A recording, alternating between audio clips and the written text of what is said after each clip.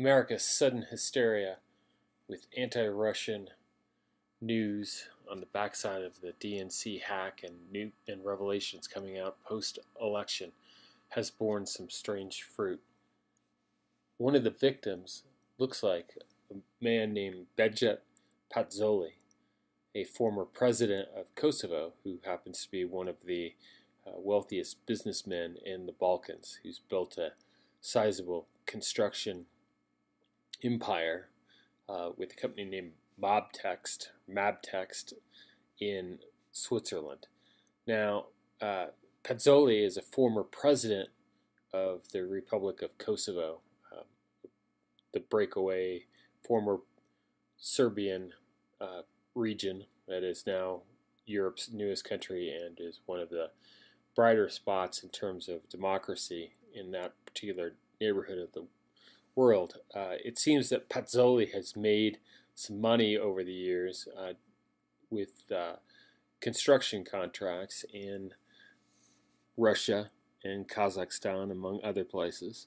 And Pacolli is now the target of an article which is probably best described as a smear attempt, and the timing is interesting. This was a sudden mid-September story about how one of his business deals back in the 90s, the initial fall of the Soviet Union, netted him some money.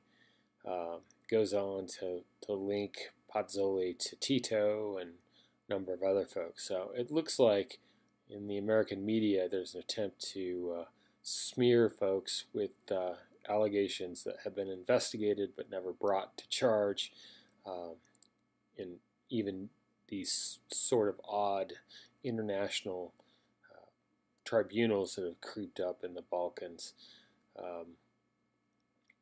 But if you have any connection with Russia, it looks like you're suddenly a target, even though this is a guy, he's a former president of Kosovo and is basically one of the success stories in the Balkans. One of the things that's interesting about this reporting here in Bloomberg is that there's this tendency in the American press to demonize what are conventional business practices abroad while turning a blind eye to corruption here at home. In a city like Denver, which is not normally known as a hotbed of corruption, the fact of the matter is, to move any large project forward, you need the cooperation of sitting elected officials.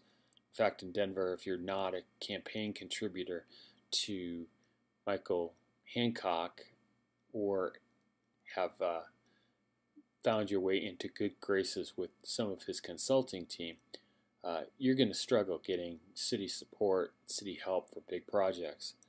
So while that's business as usual here, when you do similar work abroad and you need to get into the good graces of somebody, you can fall afoul of some of the